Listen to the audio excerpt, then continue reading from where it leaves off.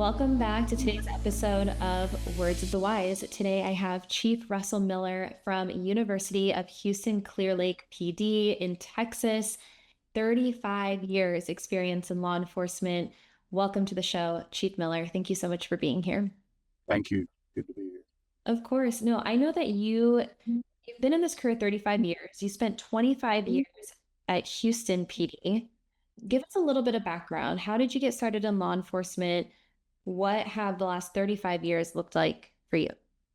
So, I mean, the beginning wasn't some heroic thing. I just wanted to do something, and the recruiters came to the college where I was, and I said I could do that. That would be great. And I applied and got accepted. I was 22. Didn't know any better. Uh, Looking back, that was the most naive version of me that existed. And of course, I grew up then in all my adult years with HPD, and met my wife there. Changed the course of my life, and here we are, 30 years later, married, and a couple of kids, and retired from there from HPD and moved on into higher education. Was your wife in law enforcement as well? Yes, that's where we met. Interesting. How is that dynamic? Because we always hear about like work-life balance, but if both of you are in the same profession, was it easy for you to shut it off, or how is that dynamic? What what was interesting about my wife is she, more than me, was she didn't bring it home. Mm. Matter of fact, after we first met, and we were using pagers back then, so I'm dating myself. We finally got in contact with each other, and she was at a hair salon, and I assumed she was working a police extra job at a hair salon, but no, she was there doing hair. She was a cosmetologist, and she was into music. She was a singer, really good. I'm a musician, and so we had that Yeah. with each other, and our faith and these things, and that's really what kept us together. She was my anchor. I probably would have ended catastrophically had I not met her.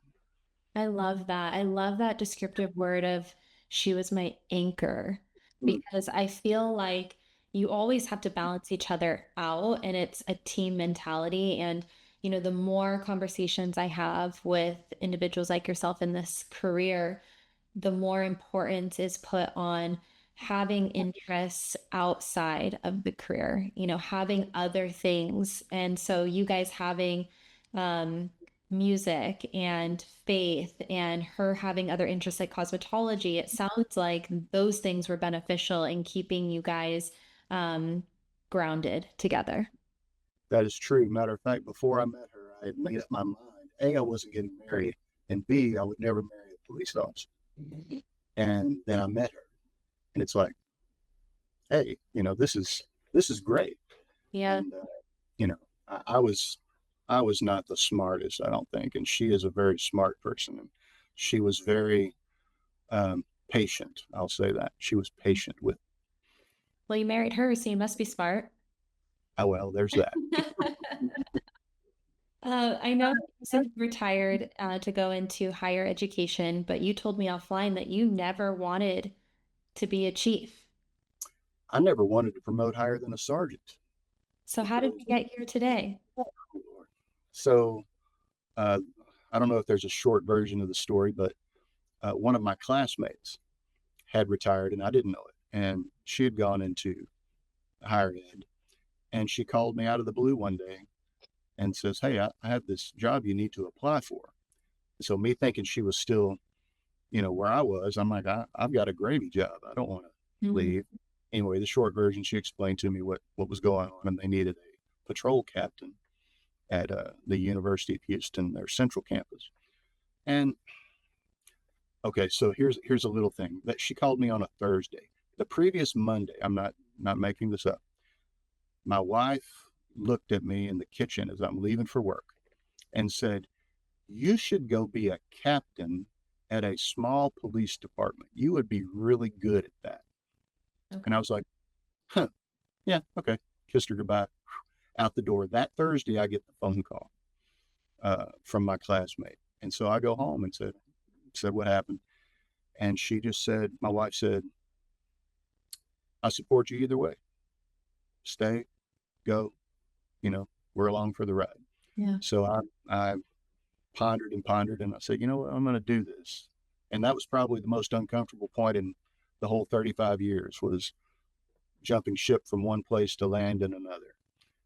Since I was doing it since I was 22. So Mhm. that's how I ended up in higher ed. I think that growth can be so uncomfortable, when you are, especially when you have something like you said, you're like, this was my home and this is what I knew. And I really didn't aspire to do much more. I was really happy with where I was. And I think that a lot of people feel similarly, where it's like the unknown can be so scary because, there's all these question marks of what's it going to be like? Am I going to be good at it? Like, will I be happy there? And so I think that that's a totally normal and relatable response. And I really appreciate you having that little bit of vulnerability because I think a lot of people can maybe don't talk about it, but can relate to that. I now welcome that, but that's only through learned experience. There's been plenty of times where it was the most terrifying thing ever to step out on your own or to step out of your like safety space or bubble into the unknown. Yes. The the reality is you grow more Yeah. when you go through the most uncomfortable situations. You know, I prayed one time, said, God, teach me how to be a good leader. And you got to be careful what you pray for because you have no idea what that process looks like. And the process I went through, I wouldn't wish it on many people. But it made me grow and it made me better. So, uh, so yeah, you're right. Growth hurts. Yeah, absolutely. I agree.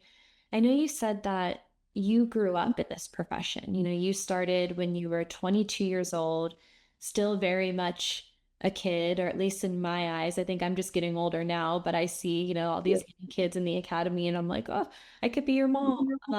And you said that you don't maybe realize what the job is doing to you until damage has already been done. Can you share a little bit of your experience on the toll that this career put on you personally? So, um, this applies to law enforcement, emergency responders, combat veterans, any of it. For me, I can only speak for myself, but I'm going to assume this occurs, career wide. Is we put up barriers, and it's self protection because you're seeing a lot of foolishness and a lot of things, and you leave from that trying not to let it affect you. So you end up with with the walls that you inadvertently have put up. And my uh, so what happened to me is I was visiting my parents one day, and this I might have met my wife about this time, or anyways, that window.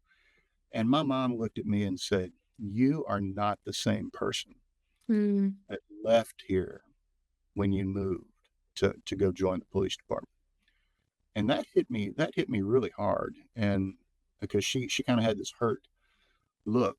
And so I went away and I pondered that and I recognized, yeah, I have put up walls. And here's what it's done.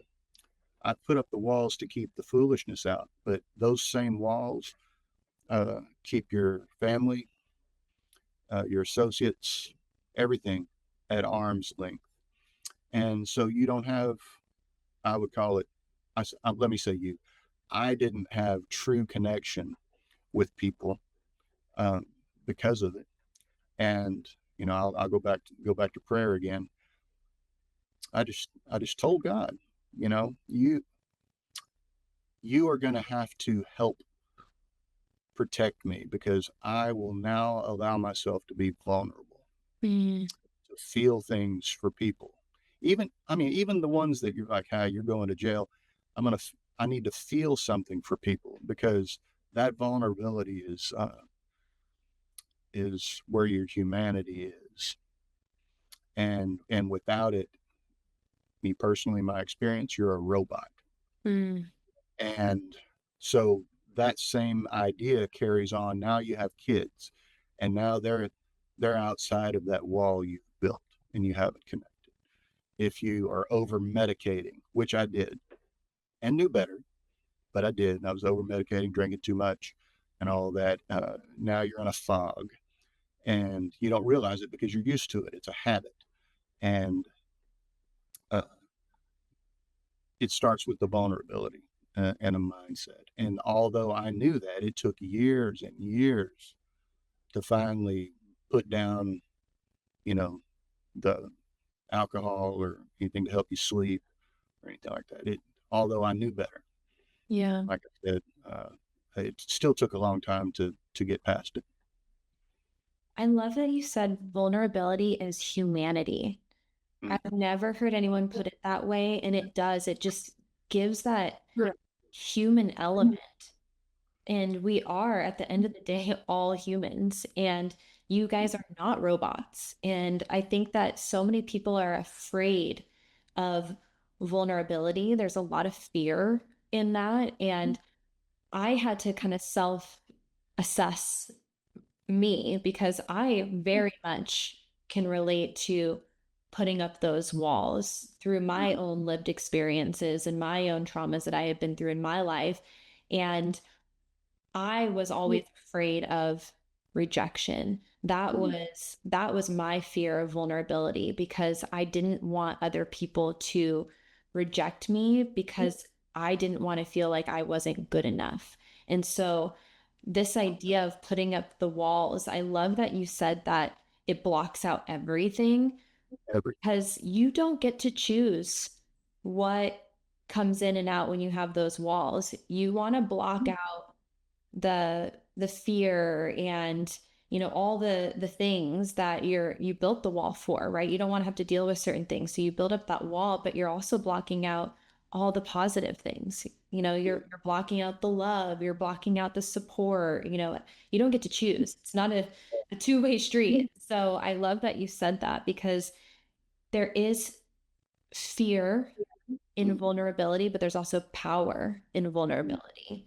And yeah. so was it the moment with your mom that was kind of that defining moment, or you said it kind of took you a long time? Was there kind of um, another moment in your career, your life, where you were like, I need to make a change. Like, I can't keep self-medicating like this. I need to bring these walls down so that I can start, letting people into my life. When did that happen? So I think the initial was with my mom, and Your that's been mom. years ago. But that was the beginning. That might have been the catalyst of a very slow process. And um, the medications or, self-medicating and everything became a habit. And so there you are just doing what you do for all these years. And, you still feel okay. You don't realize you need to go to the doctor because you were young. You don't feel bad. And it wasn't until later when I would just say you gathered more responsibility after leaving, the city and going into the next phase. Um, you got to be clear headed when you're making these types of decisions. And so I think that might have been the next evolution of me waking up and realizing I needed to have a mindset change. Mhm. It didn't mean it changed immediately because, like I say, these are habits and things that are just part of your life that you don't even think about. They're Yeah. just what you do until you realize, yeah, I just have to stop doing that, and it sometimes it's, the eyes open for some people one way, some for another. For me, it was medical, really, recognizing I needed to walk away from all of it. Yeah. I like that you said it didn't happen right away.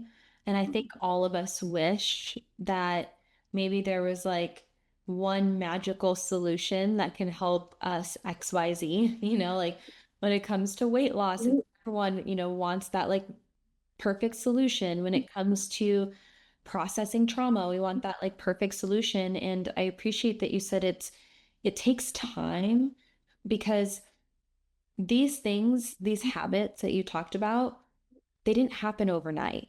Mm-mm. They happened over years and years. And to think that you can undo those things overnight is not realistic. And I think that I'm guilty of this. I'm not very patient. I've tried over time to develop my patient skills and to, understand that things take time and really good things take time. But I think that all of us want things to maybe happen quicker than they do sometimes.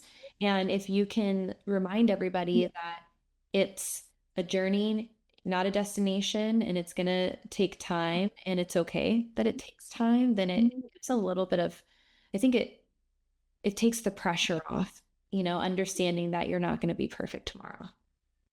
We live in I call it drive-through society, a headline society, where I want my stuff. I'm going to go through the drive-through. I need my food. I need to be out of here in 3 minutes. Hmm. And when you start talking about your health, whether it's mental or physical, uh, you're talking months, years of slow change when you're on the right path. And it's counterintuitive to what society is teaching us as of late. You want it now, you want it now. I want my YouTube short video. I want my meme. I just want to see the headline. I don't want to read the article. I want my fries hot. Yep. But when you start trying to correct medical issues, health, that's a that's a big ship with a small rudder, Mhm. and that's why sometimes people decide they want to lose weight or they want to whatever, and they give up because they haven't seen the results in that first week, Yeah, month. So it takes a minute. absolutely. I know that, self-assessment can be really hard. And that self-awareness can be really hard. And you said that, like, you had these moments where you were like, I realized I needed a mental shift. I needed to make some positive changes for myself. How do you think someone can learn to have that awareness? And how can you also learn to have awareness for the people around you? Maybe what are some of the signs to look out for? Maybe some of like those flags that maybe you can notice within yourself or you can notice within, your peers or community. I'll speak only to, well, not only, but I'll speak first to myself. Sure. In that, first, you have to recognize that you have to be able to change your mind. And our egos, our habits, our whatever we're surrounding ourselves with can defeat that Mm. because you think, well, I'm not doing anything wrong, or this is me. I like doing these things. I enjoy fill in the blank. And not in a religious sense, but I think we talked about to repent means to change your mind. Mhm. And so when, biblically, when you look at all of that, it's like in every instance, it's about first you have to do something. A lot of people say, well, I'm going to wait for God to do this. No, no, no. It starts with you. And until you change your mind, then the change in your life will not happen because you won't change course. And I would just encourage everyone, you need to do some healthy self reflection. Mhm. And that takes a minute. Expose yourself to some good materials to ingest, to dissect and unpack within yourself, and um, surround yourself with people who probably know more about it than you do, and can be a guide. But I'll go back to without you, letting this go, changing your mind and making some decisions, nothing's really going to change. Yeah. The one thing that came into my mind when you said that is that self-reflection, that requires space.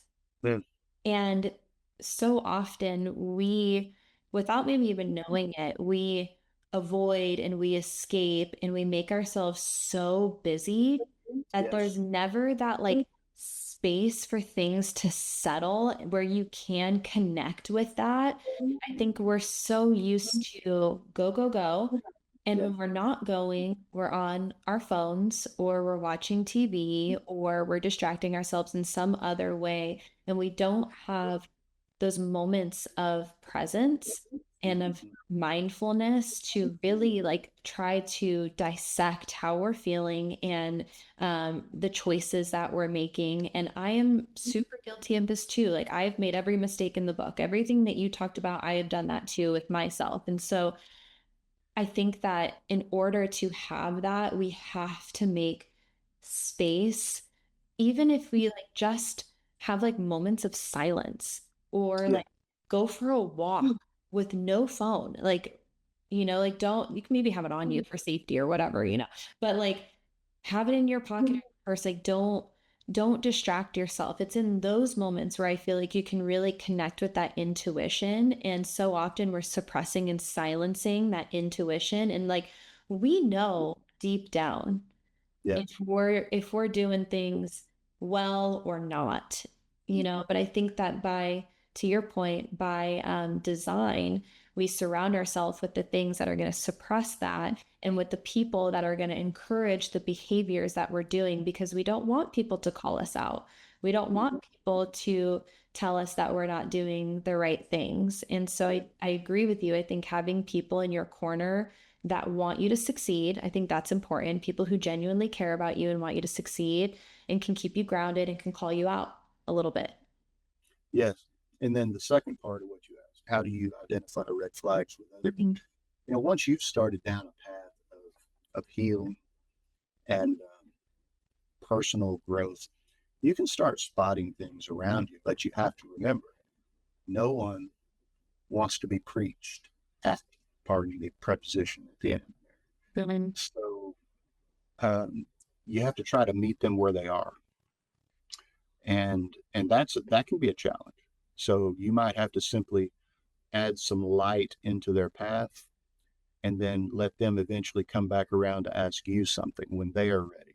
Yeah. So, but if you just look at someone and say, "Bro, your diet's bad. Can't you tell?" They don't want to hear that, Yeah. and you're just shutting people down and pushing them away. So that's a challenge. Uh, it's, in my opinion, though, not as challenging as getting on the path yourself, changing your mind for you. Hmm. And because once you start doing that, even if you don't say a word to anyone around you, your peers, subordinates, they're going to see, and and eventually may or may not ask you. But you have to be prepared to gently convey some information so that you're not putting them off, Yeah. and uh, uh, they're willing to go do some self reflection of their own. I think there's a lot of value in leading by example. And I do think that, and I'm going to say this very like lightly and like, as because I mean it from a good place, but if you are not taking care of yourself and then you're going around telling other people they need to take care of themselves, that is never going to align. People are going to be able to look at you and be like, it feels unauthentic Mhm. and it feels like you're just pointing your finger. But if you have actually done the work and then you come from a loving space, I think people can see that. I'm a big fan of compliment sandwiches. Have you heard of this before?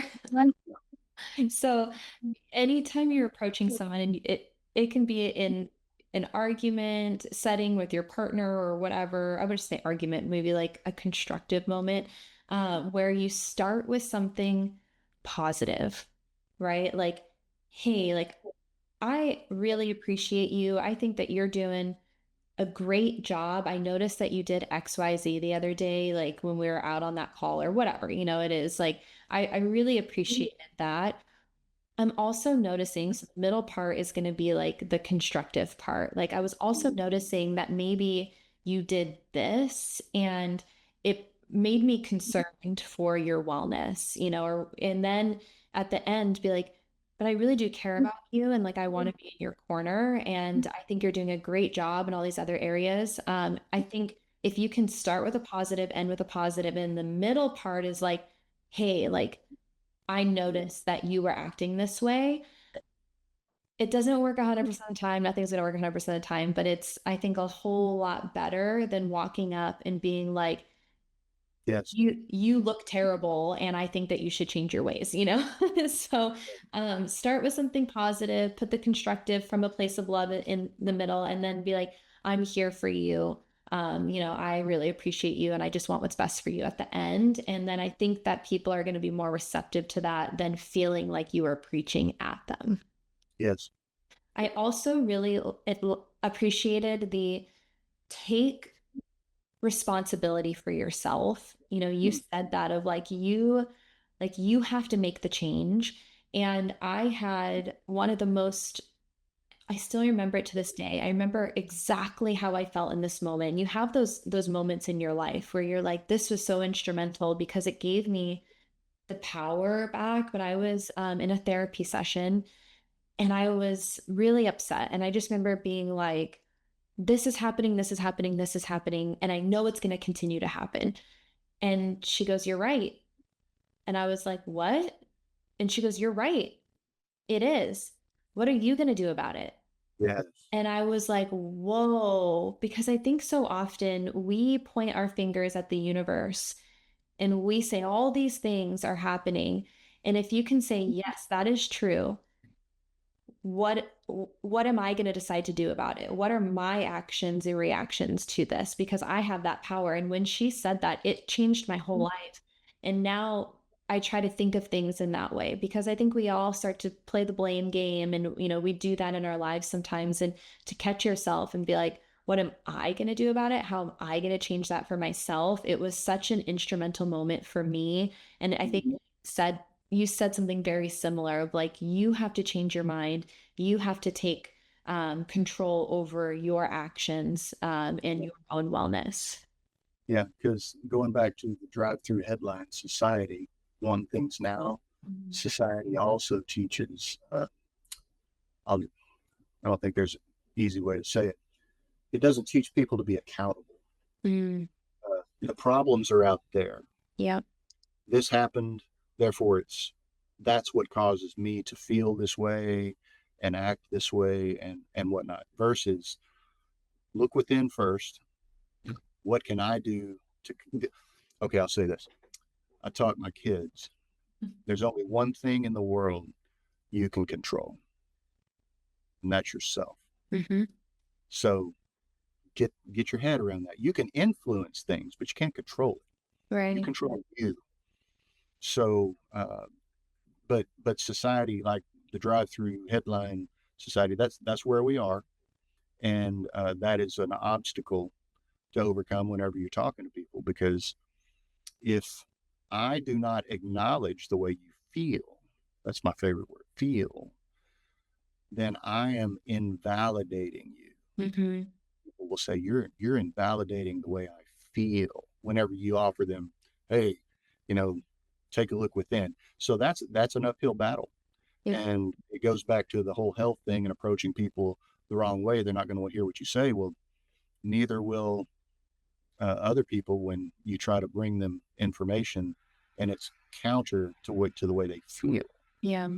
So that's an uphill fight, and you got to figure out how to balance that without putting people off all the time. Yeah, no, I agree with you. I always heard every time you point your finger, there's four other fingers pointing back at you. Have you heard of Yeah, that? yeah. And I always tried to think of it that way too, because it's like it's so much easier to blame other people than to blame yourself. And one of the things that I had to learn is maybe you are not at fault. Maybe and to your point of like you can't control everything and to control the controllable. There have been plenty of situations in my life where I was not the problem. I did not do anything wrong. Um, but there's still that accountability and there's still that question and that self-assessment that I think has to happen of like, what could I have done better?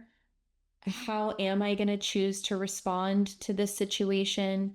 Because ultimately, at the end of the day, I think that we have that ability to choose our actions and reactions. And so, even if maybe it wasn't your fault, it's like you still have to have that self assessment sometimes. I know that you talked a lot about your habits and how you had to change your mind to make a change.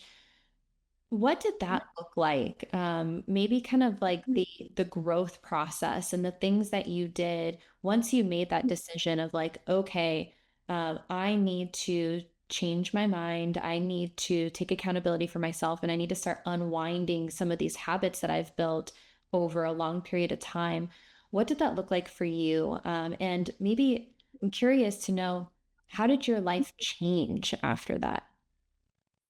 So that's been a, several years of a journey, but it began with um, just going to the doctor. Hmm. And uh, I wasn't feeling bad. I was probably overweight. I say probably. I was overweight. I'll just say. And but I didn't feel bad. But I got to thinking, you know what? I'm getting older. I haven't been to the doctor. Let me just go and see what's going on. Of course, then there's that fear of what are they going to tell you and Right. all that. But I made up my mind. I'm going to go in and I'm just going to tell them exactly uh, exactly what they want to know. No, I'm not going to sugarcoat it. And you know, long story short, the young lady that was there asking the initial questions. Well, do you drink alcohol? Yes. Well, well, how much do you drink? And it was like that meme that the guy's telling the doctor, and the doctor's like, "Oh, 12 beers a week? Oh, that's not bad." He goes, "You're counting beers too?" So, that's kind of how the conversation went. Sure. And and then when she asked, "Well, when's the last time you've been to the doctor?" And I said, "How old are you?" And she just looked at me. I said, "Probably since before you were born." Wow. And she was just like, "Oh," and so she had this terrified look the rest of the time we were talking. But I didn't want to sugarcoat it. And so so there I was, went to the doctor, and it turns out, gazillion things. They're like looking at me like, how are you here? Measuring you for a suit and a casket at that point. And the anyway, so once they laid it out for me and said, "Here's your status. You got to make some changes, and we want to put you on these meds, and we want this." Well, I didn't want to take the meds, so I said, I'm going to do this without the meds, and I changed my diet. I put down alcohol, uh, just cold turkey. I did 180 degrees with the way I ate, and started losing weight. Um, everything that was supposed to happen, and but that's when I got sick. When I started this whole process, losing the weight and everything, is because when you when you pivot too hard the other way, and then maybe you're not doing some of the things that need to support that that new lifestyle, things got really out of whack. I was in chronic pain in my abdomen, and doctors couldn't figure out what was going on. I started going to the doctor like every other week, going, "Look, I'm this thing is happening." It was bad, Yeah. and uh, anyway, so it took a hot minute. Of course, I became a YouTube MD, uh, Of course. looking up things and all, and finally realized what I needed to be doing, and came out of that, and recognized then that it's like, I feel better. Oh, and during that time, with the chronic pain, I was sleeping maybe 30 minutes at a time. Mm, It was bad, and that went on for 6, 8 months. I wow. was in a bad space, and so going back to the fog I talked about or spoke of earlier, I was in a fog. I was in pain, but yet you're supposed to be making decisions and leading people, and everyone around me was watching me lose weight, could barely walk. Mhm. It was tough. And so when I came out of that, realized what was happening, made some more changes, and got better. Then it's like no alcohol, nothing to help you sleep. Started sleeping better, taking magnesium and those kind of things, and I sleep better now than I probably have since before, since I was a teenager, and I feel good. I'm clear, and it's driving command staff crazy because I'm like, here, do this. Hey, what about these things? They're like, man, we I'm not going to say we missed this you, but because I'm all over the place now, but the um, um the clarity that I have, I'll go to bed early and I'm up at 4. You don't need a nap, all of that stuff, and it comes down to, what are you eating, what are you doing, what are you ingesting, and are you foggy or not? You just gotta, you know, the way I sleep now, I like that better, prefer that more than when I was drinking alcohol. It's like you drink alcohol, you're in a medicated coma. Mm, Your body's not healing. It's not doing what it's supposed to do. Although you say, I need to get some sleep, I'm going to drink this and it's going to help me go to sleep. Well, yeah, you might enter sleep, but your body's not doing what it's supposed to do. And yeah. so now I just feel so much better that I don't even want to drink alcohol anymore. The desire is gone. It's the weirdest thing. All of my life, I'm like, man, I could drink a beer right now, or or whatnot, and it's gone. Yeah. I don't know what to say about Well, I think, you saying just go to the doctor that. is seems so simple, but a lot of people, to your point, don't do it. And I think that's probably for a variety of reasons. Like you said, being young and maybe feeling like you don't need it, or being fearful of them finding something. And this is the first time I'm sharing this actually on this podcast. I have been experiencing that lately in my own life. I have been dealing with some things in my own personal health, and trying to get a diagnosis for what's going on. And it is scary. And, I don't think anyone wants, it's almost like you want to um, be ignorant. Ignorance is bliss, because as soon as there is that, like, yes, there's a problem, then you almost have to face it. And I think that there's fear in that. And so, you know, to your point, like I have spent the last year and a half going to specialist after specialist and, trying to figure out, I'm still kind of actively in trying to figure out what's going on. But I do think that you have to face what is going on in your life. And especially if you want longevity, and I think everybody wants that, and it's so important to have early intervention, early diagnosis of things. And I have had people in my life that didn't have that, that didn't go to the doctor, and then they end up with stage 4 cancer and it's too late.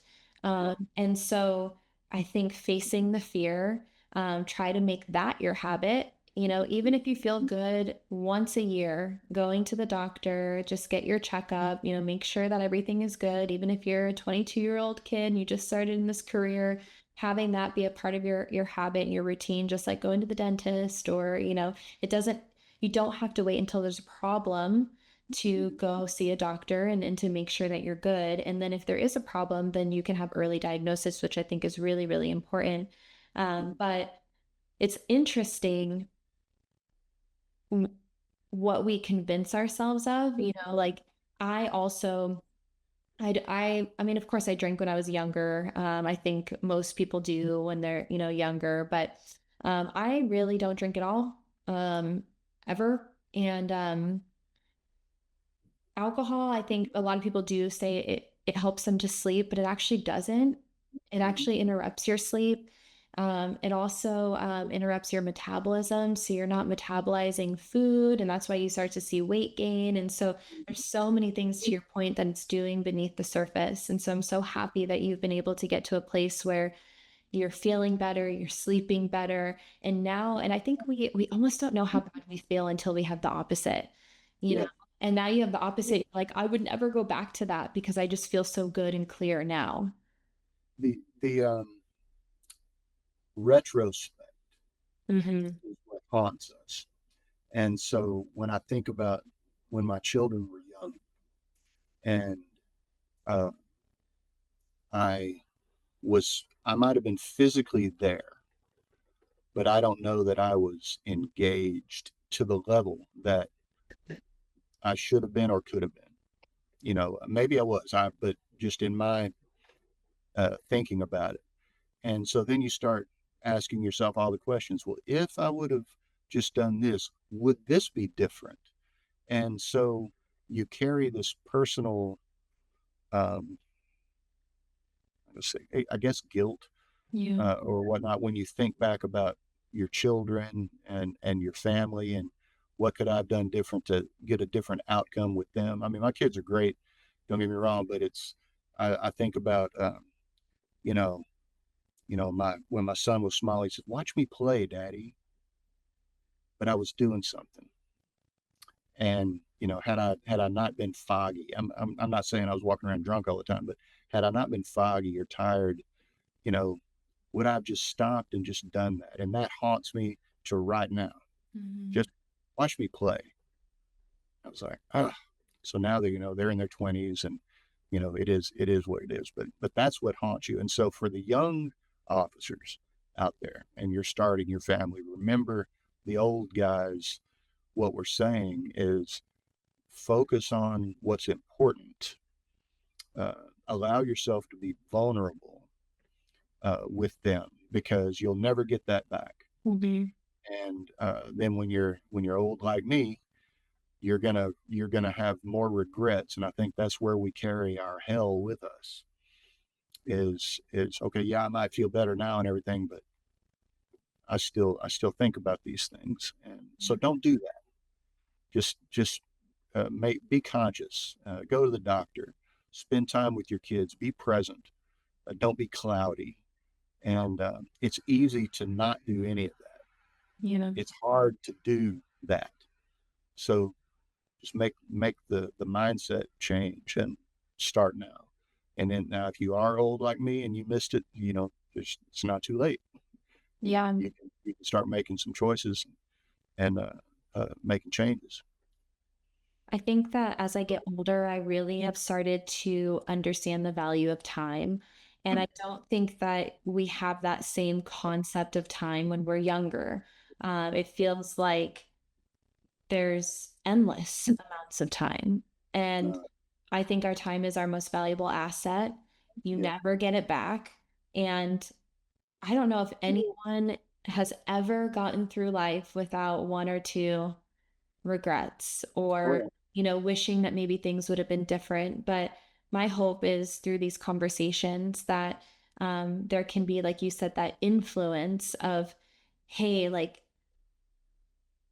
us sharing the things that maybe we didn't do so well and then the things that we did really well, and people can learn from that and they can make their own decisions that are maybe more productive and taking advantage of the time that we all have left. And I love that you said that, because I agree that not being present, escaping, numbing, avoiding, that's easy.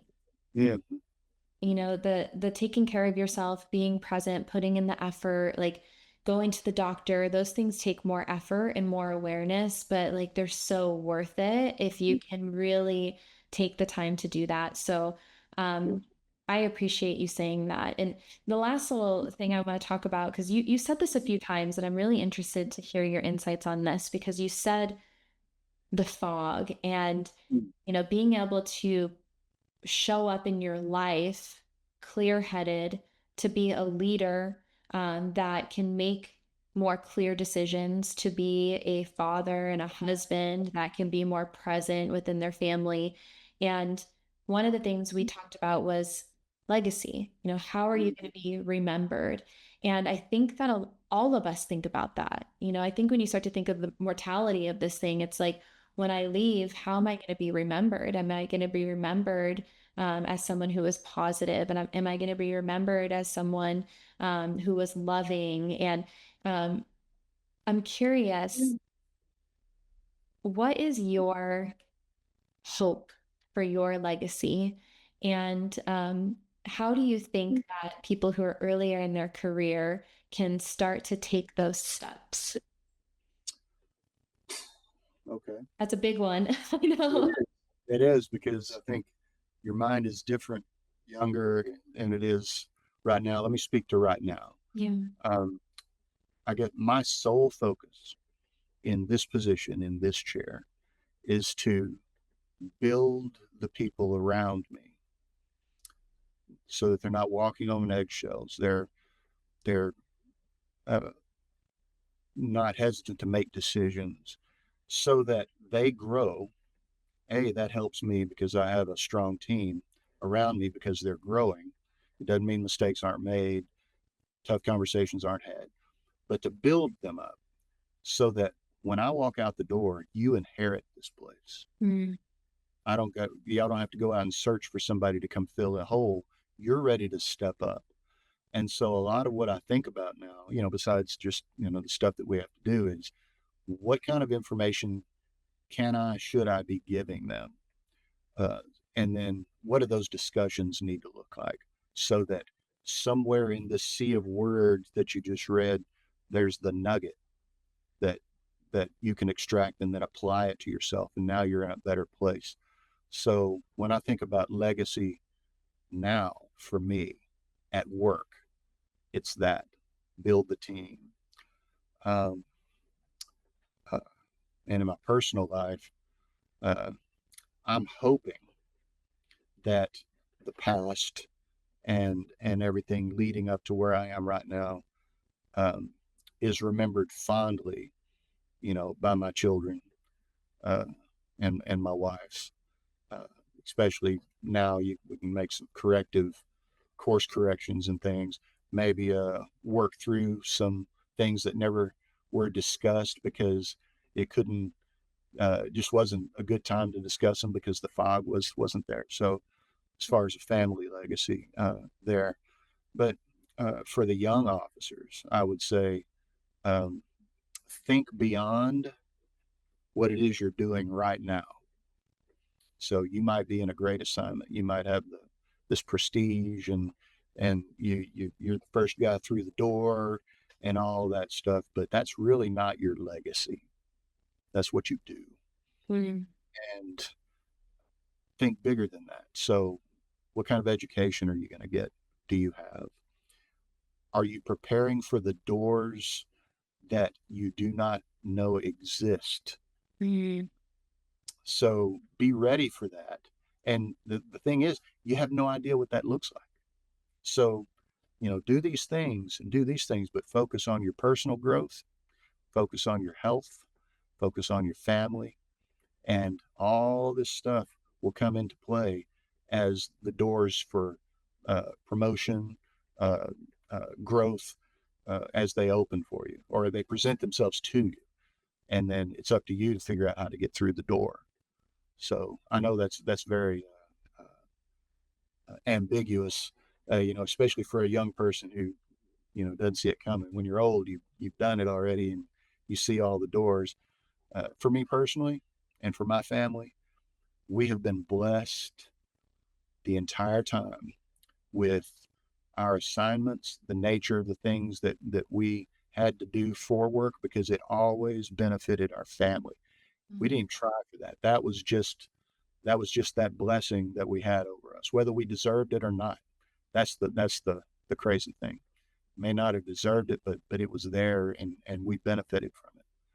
So anyway, Thank yeah. you. I thought, honestly, those were excellent words of wisdom for the younger generation. I think that you covered wellness, you covered growth, and I do think that there's a lot of value in zooming out Mm, and focusing on the bigger picture, focusing on outcomes and how you want your life to be, how you want to be remembered.